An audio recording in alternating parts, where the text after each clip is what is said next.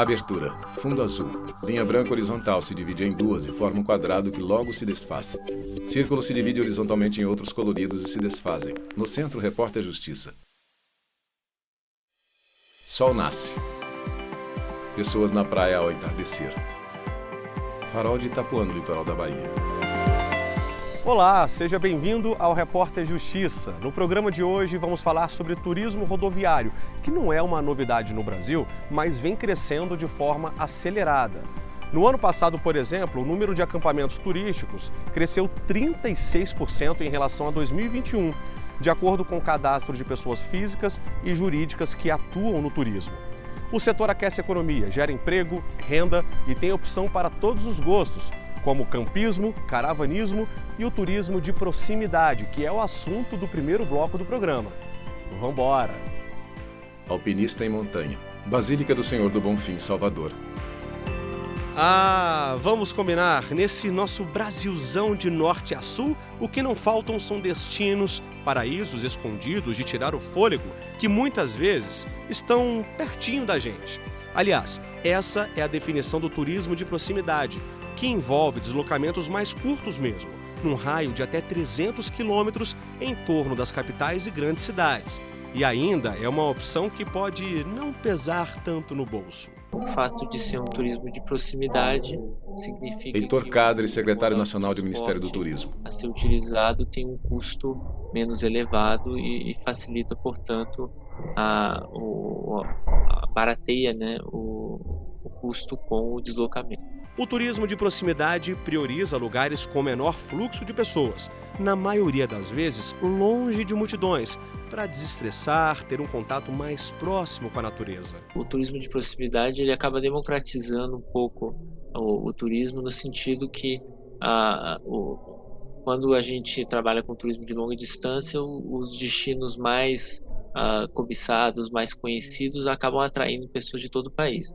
No turismo de proximidade, aqueles municípios, aqueles locais que não são tão conhecidos e não têm tanta força no turismo a nível nacional ou internacional, acabam tendo uma chance de atrair aqueles turistas que estão ali nas proximidades. O fortalecimento do turismo rodoviário foi impulsionado pela inflação e alto preço das passagens aéreas. E por causa disso, essa modalidade de turismo cresceu na pandemia. A pandemia houve um grande incremento desse tipo de turismo e hoje representa praticamente 60% de todas a modalidade, dados do IBGE. Em sala de estar, guias de viagem. Jéssica mora em Brasília, é engenheira ambiental e tem como paixão e hobby fazer as malas e cair na estrada, viajar. Ela está sempre programando o próximo destino. Brasília está no centro, praticamente no coração do Brasil. Jéssica Cardoso, engenheira ambiental. Observar isso. A gente está no coração do Cerrado também. Aqui é onde nascem as águas, a gente tem várias bacias hidrográficas, então a gente tem vários recursos hídricos, rios, né? Uma região assim, de beleza cênica, até por conta de estar entre alguns estados, como Goiás, como eu falei, Minas, né? E a gente tem realmente muitos atrativos nessas regiões. Jéssica está falando de piscinas naturais, cachoeiras, trilhas. Quando eu penso em viajar, eu quero me desconectar, eu quero ficar relaxada, quero ficar zen, quero curtir, lógico, também, mas eu quero não pensar nessas coisas do dia a dia, né? Nessa rotina cansativa, né? Que a gente tem, assim, no 220. Na sala de casa, Jéssica abre o mapa do Brasil. Você pode viajar mesmo não saindo de casa, assim. Você lendo, você consegue viajar. Né? E isso sempre me marcou muito. Então, eu acho que se você lê um livro, por exemplo, e você explora toda aquela história, é isso que acaba tendo significado para você. Você aprende muito com aquilo. E se você viaja saindo também, você acaba explorando outras alternativas, outras possibilidades para a vida. Pessoa abre barraca, cachoeira do lado de fora. Adriana também mora em Brasília e para ela não interessa o destino, nem a companhia. O importante é viajar. Eu gosto muito de fazer trilhas, então esse tipo de... Adriana Nascimento, bancária. Muito.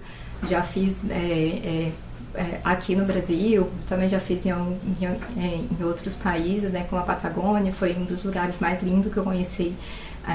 E foi através, né, de trilha, foi quando eu fiz um trekking lá de 5 dias, né, acampando, então foi sensacional. Fiz também no Peru um de 9 dias, então são tipos de turismo que me atrai muito. Se conectar com a natureza, ficar perto do verde, ter um momento de reflexão, desacelerar. O turismo de proximidade tem lá suas vantagens. Eu acho que o turismo de proximidade ele acaba sendo importante aí para muitos públicos, né? Tanto para o turista em si, enquanto viaja, porque ele tem a oportunidade de conhecer um local próximo à sua cidade, né? Às vezes fora do período de férias, ali tirando o final de semana, ou emendando o feriado, ali tirando um tempo para descansar. Você não precisa, né, despender de muito tempo ali para você conhecer um local, às vezes também a questão financeira. Então é bom para o turismo e também para o turismo local, né, para a economia local da cidade onde você está viajando. Eu acho que a gente acaba contribuindo para o fomento dessa economia. No Brasil, a Lei 11.771 de 2008 dispõe sobre a Política Nacional de Turismo, que define as atribuições do governo federal no planejamento, desenvolvimento e estímulo ao setor turístico. Essa legislação, ela veio estabelecer justamente as políticas para Cláudia o Aquino, desenvolvimento do advogada. turismo, aquilo que compete ao governo federal. E o que compete aos estados e municípios, na verdade, está estabelecido na própria Constituição Federal, que os estados e os municípios, eles têm o dever de, tanto a União, Distrito Federal, estados, municípios, têm o dever de promover e incentivar o desenvolvimento do turismo. O turismo de proximidade é uma tendência. Aliás, para Cláudia, para o Daniel e os filhos gêmeos, uma realidade. Eles moram em São Paulo e rodam o Brasil de carro. Cada viagem, uma nova experiência. Viagem, para mim, faz parte de quem eu sou. Cláudia Hernandes, administradora. Tem uma ligação muito afetiva, já de família e memórias de infância.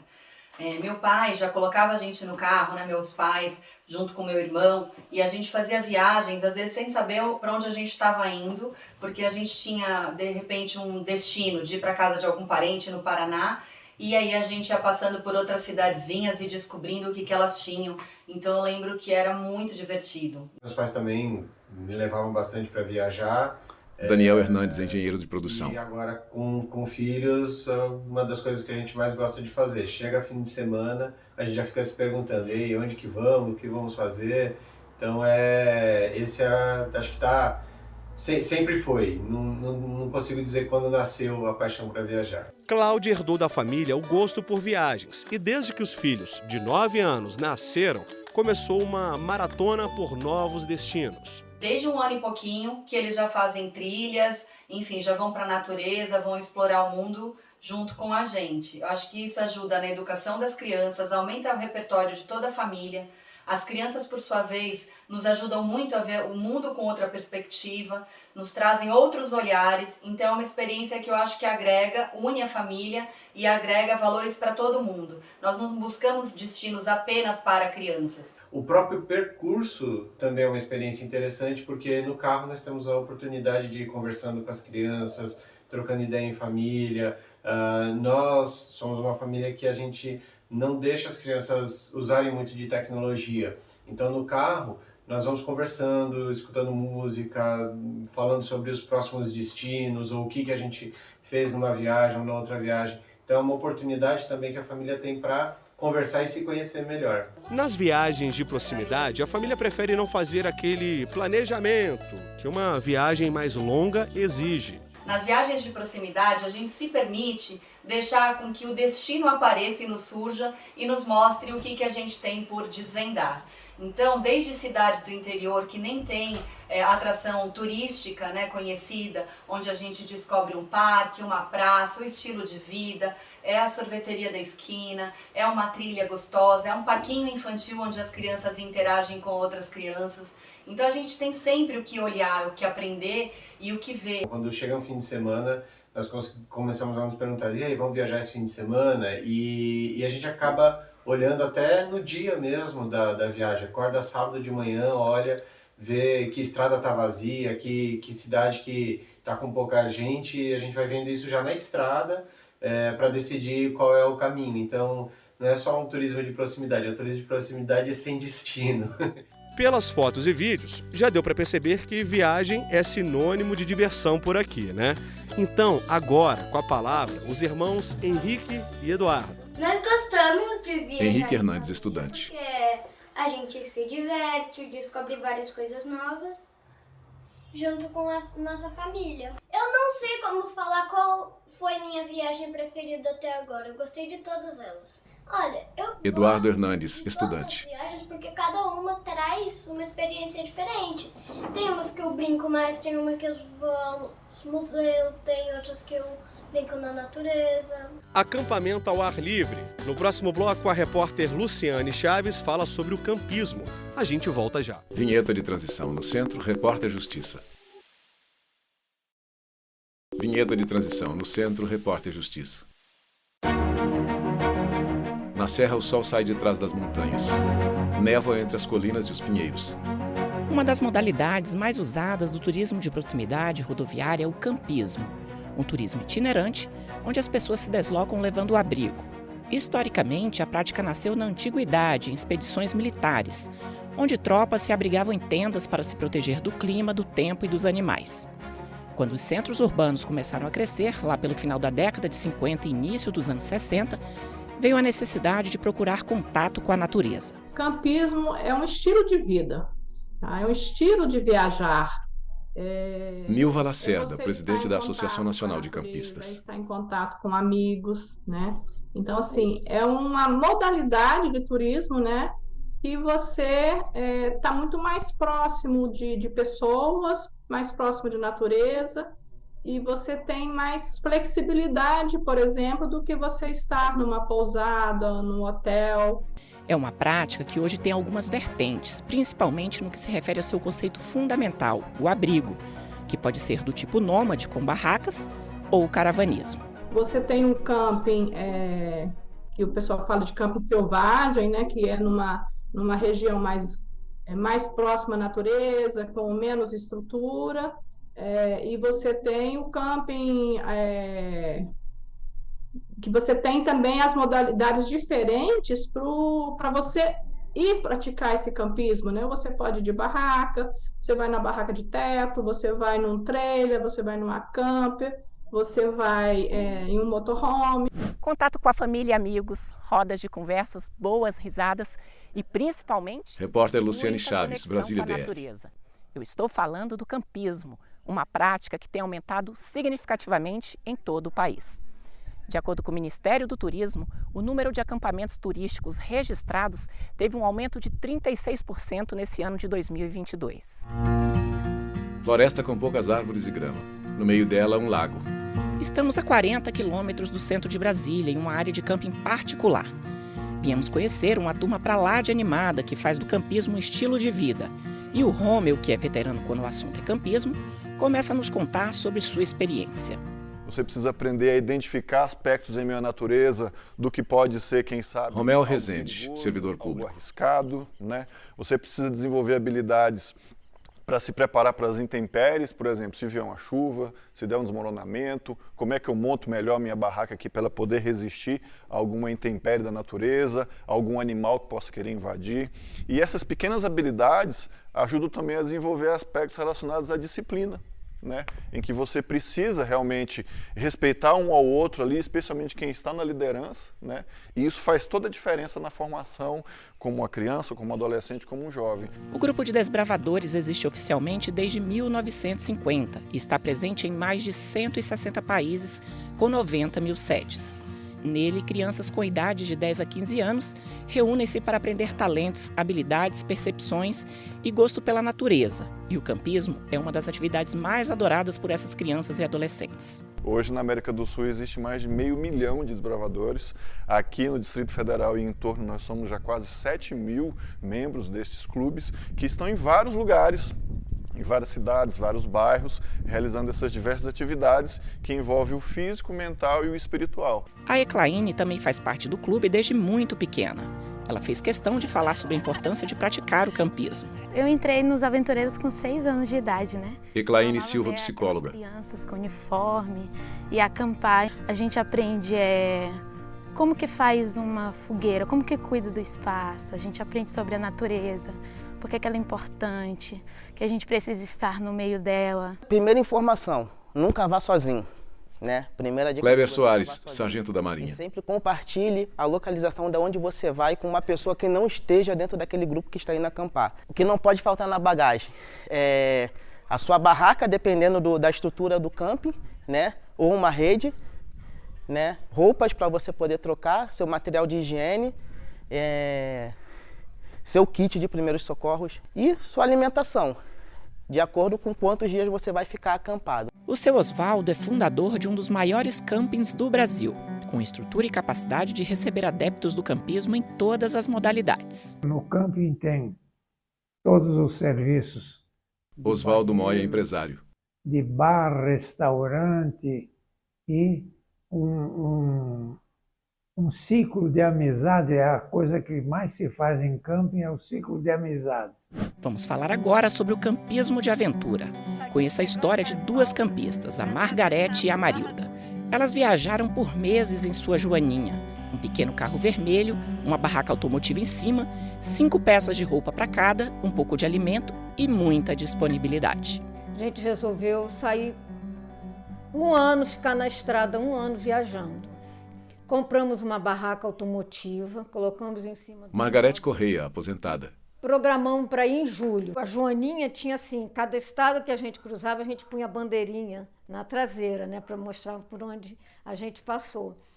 E tinha assim, Joaninha na estrada, um cartaz, um adesivo, né? Por conta da pandemia da Covid-19, a viagem teve de ser encurtada, mas nada que diminuísse o valor dessa experiência.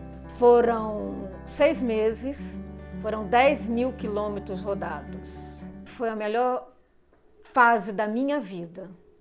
Foi a melhor coisa que eu fiz na estrada, eu recomendo a todo mundo. Você não tem, é o que eu digo, a felicidade é feita de simplicidade. Em vista do crescimento do turismo, o Brasil ainda é carente de estruturas de apoio em rodovias, especialmente em trechos turísticos. Recentemente nós fomos para o Paraná, né? Tinha locais da estrada que não tinha nenhum apoio, né? Muitos quilômetros, né? Só de estrada mesmo, sem nada por perto. Recentemente, o Ministério do Turismo realizou um levantamento para tirar projetos como este do papel. A ideia é implementar bases de apoio ao viajante que pratica o turismo rodoviário, possibilitando conforto e segurança. O que se idealizou no Ministério do Turismo é um ponto de apoio ao viajante padronizado. Heitor Cadre, secretário nacional do Ministério do Turismo. Nível alto de exigência e que fosse trabalhado não só de forma local no Brasil, mas que a gente pudesse também eventualmente expandir para outros países e ter ali uma política pública até globalizada, né, ou pelo menos regional na América do Sul, que a gente pudesse compartilhar com os nossos vizinhos e assim gerar uma sensação de segurança. Para uns, conexão com Deus, com a natureza. Para outros, fugir da rotina, se desprender de bens materiais. Mas a paixão pelo campismo é unânime. É como a gente se reconecta, principalmente conosco, com nossos amigos e com Deus. Eu recomendo todo mundo. Precisa ser 6 meses, faz 1 mês de estrada. É bom demais, você vai valorizar tudo simples, tudo que é mais simples. Você não tem mais ambição de 200 calça jeans, um monte de vestido, não precisa disso. Vai além de simplesmente uma atividade ou um hobby, né? É algo que entra na nossa vida e que afeta os nossos próprios valores, né? Traz valores assim muito importantes, valores como o respeito, a disciplina, como o crescimento nesse aspecto de enfrentar novos desafios, de ter experiências. No próximo bloco vamos falar sobre o caravanismo, deslocamento turístico em veículos de recreação. Não saia daí. Vinheta de transição no Centro, Repórter Justiça. Vinheta de transição no Centro, Repórter Justiça. Trailer no meio da floresta. Dentro dele uma pequena sala. Outra tendência do turismo rodoviário é o caravanismo, um segmento que vem crescendo no Brasil e consiste no deslocamento turístico em trailers e motorhomes como esse aqui. Repórter Luciane Chaves, Brasília DF. Pessoas. Nós vamos saber como é que é uma viagem sobre 4 rodas e eu te convido a fazer parte dessa aventura comigo. Vamos lá? Motorhome em estrada. Ele é dirigido por um homem. De acordo com o levantamento do Ministério do Turismo, a região sul reúne o maior número de cidades fabricantes de veículos recreativos do país.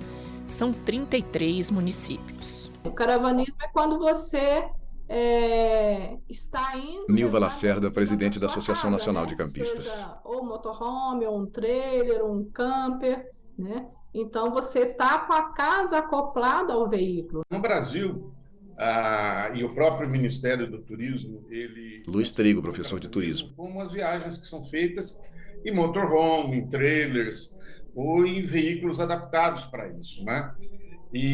Mas o tema é muito antigo. O termo se refere às antigas caravanas que eram feitas com animais, ou com burros, cavalos, camelos, na Ásia e na África, para levar passageiros e carga. A alta no setor tem feito o mercado se movimentar. Em Brasília, por exemplo, uma grande feira reuniu recentemente mais de 70 expositores do Brasil inteiro. Houve realmente um aumento, né, na procura por esse estilo de vida, né? As pessoas se sentiram talvez mais seguras em estar com a sua própria casa ou no seu próprio ambiente de campismo para poder viajar nesse período que a gente teve de pandemia. E quem passou por lá foi o Rick e a Meg. Ele, veterinário, e ela, jornalista, que hoje dividem suas profissões com este mercado do caravanismo. Eles fundaram a primeira locadora de motorhome do Centro-Oeste. É uma atividade que está crescendo, né, despertando... Rick Figueiredo, veterinário. Novas fábricas, né, novos negócios para alugar também, enfim. E as pessoas estão tendo as primeiras oportunidades de contato com isso no Brasil. Nós estamos desbravando ainda o mercado e ajudando a estrutura a se formar, todo mundo aprendendo junto, né? Para eles, a experiência é muito mais que um ofício, é realizar sonhos. Tem sido muito gratificante, principalmente pelos relatos das pessoas. Meg Barbiani, jornalista. Com as famílias, a vibração, a reação das crianças quando chegam e conhecem os motorhomes, ou o Tiger e a Loba, ou quando voltam das viagens exaustas, né? Isso não tem preço, assim, isso vai para além de um simples negócio. E assim como o Rick e a Meg, muitos casais se aventuram pelo caravanismo. O Darlan e a Camila são nômades. Eles moram em uma Kombi ano 1994 há mais de um ano. O veículo tem cama de casal, sala com mesa, fogão com forno, um banheiro químico, chuveiro com banho quente, sistema de energia autossustentável e toda uma estrutura de conforto. E o nosso maior desafio na estrada, sem dúvidas, é a nossa renda, né? Camila de Arruda, influenciadora digital. Na hora, fazemos a nossa Kombi, nós temos um sistema totalmente off-grid que com a nossa placa solar consegue tocar a nossa máquina para fazer as canecas. As canecas são a renda principal do casal, mas existe uma outra função que eles começaram a praticar, gerar conteúdo para as redes sociais do projeto, que teve início com as viagens. Fala galera, tudo bem? Seja bem-vindo a mais um vídeo. Darlan Freiberger, influenciador digital. Moramos 1 ano e 1 mês na estrada, não temos mais residência fixa e essa Kombi é a nossa casa. E se você não é inscrito no nosso canal, se inscreva para acompanhar essa aventura desbravando o Brasil numa Kombi Home. Sobre os projetos para o futuro, o Darlan é enfático. A gente tem um objetivo grande que é conhecer todos os estados do Brasil e depois disso vamos ver o que Deus vai nos mostrar para nós, o que a gente vai fazer. Após brindar, Camila e Darlan bebem café em canecas. Vamos conhecer outra família de São Paulo, um casal de agricultores e seus 2 filhos. Eles são adeptos do campismo desde que se casaram há 7 anos e há 1 ano compraram um trailer. Tem banheiro, tem ar-condicionado, tem micro-ondas, geladeira, enfim, tudo que tem dentro de uma casa tem aqui dentro do trailer. É muito mais que um estilo de vida, com planos para um futuro bem distante. A gente pretende conhecer esse Brasilzão. Cozinha e quarto do trailer. Para a gente conhecer ainda aqui no nosso país. E depois que as crianças estiverem já formadas. Bruno Martins, agricultor. Cada um com a sua independência já. né? Cada um independente, né? A gente está saindo fora do país para conhecer o restante desse mundo. Família de Bruno se despede. Não experimentou o caravanismo, fica a dica de quem entende do assunto. Depois que você viaja a primeira vez, não tem, assim, sabe? É um outro estilo de viagem, é confortável, você tem uma liberdade que você não tem em outra modalidade, então você acaba, é um bom vício, digamos assim. Eu encorajo a experimentar esse tipo de vivência. É diferente. Não é como sair, pegar um avião, ir para uma pousada, ficar num hotel luxuoso, com todo o conforto, etc. Mas é descobrir a essência. A essência é o primordial, o importante, o que vale a pena. Viver com pouco, mas ser feliz. Motorhome anda pelo campo. Família acampa perto da praia. Queda d'água durante o dia. E assim a gente termina o Repórter Justiça desta semana. E você, já segue nosso perfil no Instagram? É o TV Justiça Oficial. No YouTube o canal é o mesmo. Se quiser entrar em contato com a nossa produção, o e-mail é o reporterjustiça@stf.jus.br. Até a próxima. Créditos finais. Produção Marcela Luiza, reportagem Leonardo Ferreira e Luciane Chaves. Roteiro e edição Leonardo Ferreira, cabelo e maquiagem Eliana Brandão. Cinegrafia Jeff Martins, Lázaro Filho e Luiz Guilherme. Assistência técnica Kleber Leite e Paulo Paz. Edição de pós-produção Thiago Lopes. Videografismo Lucas Matias. Núcleo de produção Rosa Oase. Núcleo técnico Fábio Guedes. Núcleo de produção de programas Flávia Soledade. Supervisão, Coordenadoria de Gestão da TV e Rádio Justiça, Secretaria de Comunicação Social, STF. Realização TV Justiça Essencial 2023.